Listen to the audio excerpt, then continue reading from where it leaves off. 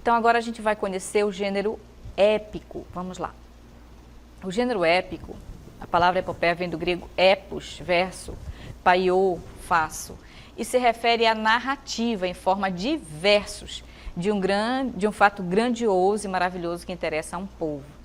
É uma poesia objetiva, impessoal, cuja característica maior é a presença de um narrador falando. Falando de um passado, os verbos aparecem no pretérito, ou seja, tempo passado. O tema é normalmente um episódio heróico da história de um povo.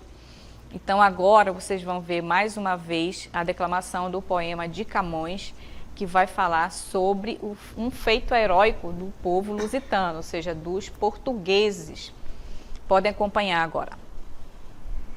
As armas e os barões assinalados, que da ocidental praia lusitana, por mares nunca dantes navegados, passaram ainda além da Trapubana. Cessem do sábio grego e do troiano as navegações grandes que fizeram.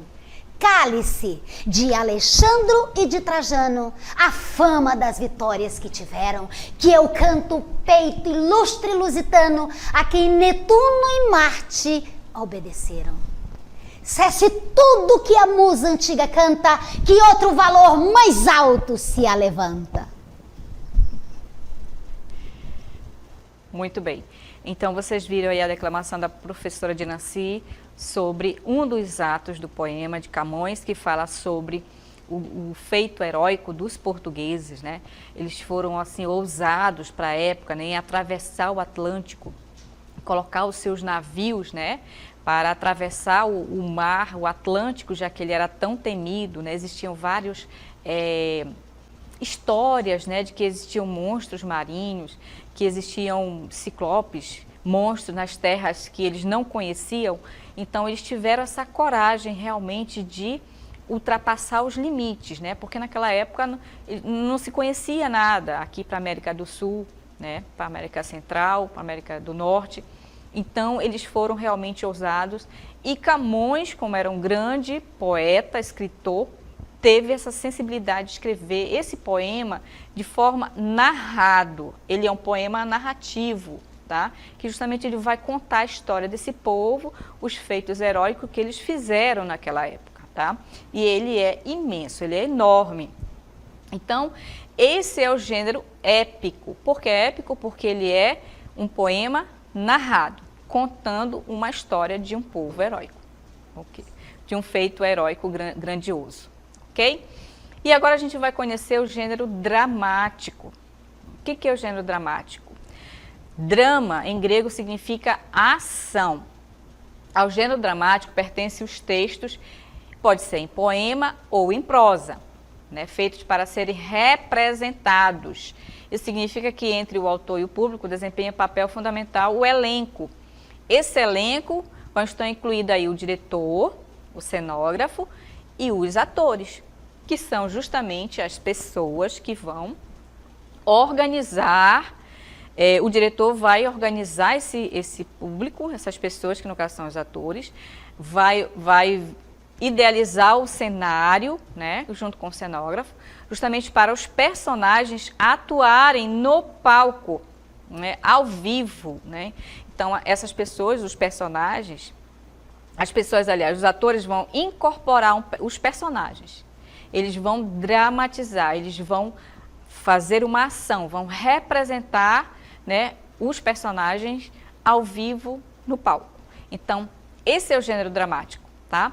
E é claro que o gênero dramático, ele vai compreender algumas modalidades, né? Nós temos aí, olha, a tragédia, a comédia, a tragicomédia, a farsa, o auto.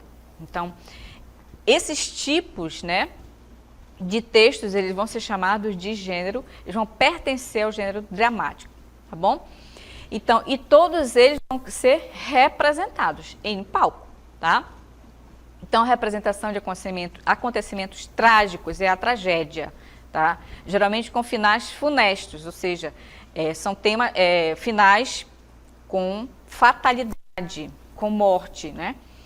Os temas explorados pela tragédia são derivados das paixões humanas do qual fazem parte personagens nobres e heróicos, sejam eles deuses ou semideuses. Então, a tragédia, ela pertence ao gênero dramático, ok? Os atores vão representar esse acontecimento trágico, tá? Fazendo ali a encenação toda em um palco, ok? E a comédia? Vejam aí, a comédia é a representação de textos humorísticos que levam ao riso da plateia.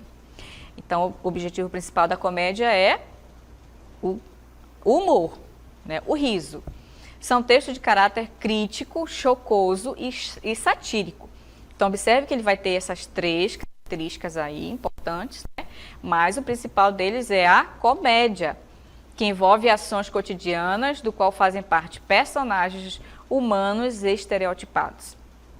Então, observe que aí é mais uma modalidade do drama. Eles vão também fazer a encenação no palco, vão representar os personagens para justamente mostrar esse caráter crítico, chocoso e satírico, tá ok? E a tragicomédia? Como é a tragicomédia?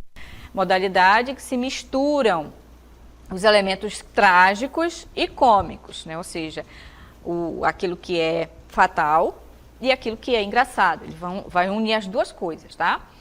Originalmente significa a mistura do real com o imaginário. E, mais uma vez, eles serão representados por personagens que vão fazer essa encenação no palco, ao vivo, ok? E a farsa? Surgida por volta do século XIV, a farsa designa uma curta peça teatral de caráter crítico, formada por diálogos simples e representada por personagens caricaturais em ações corriqueiras, cômicas e burlescas. Então, a farsa, ela é uma peça teatral, só que ela é curta, né? Não é muito longa, ela é composta de apenas um ato. Por quê? Porque lá acabei esquecendo. As outras formas do drama, eles são compostos em ato 1, ato 2, ato 3, né? Em vários atos. A farsa não, ela só tem um, tá?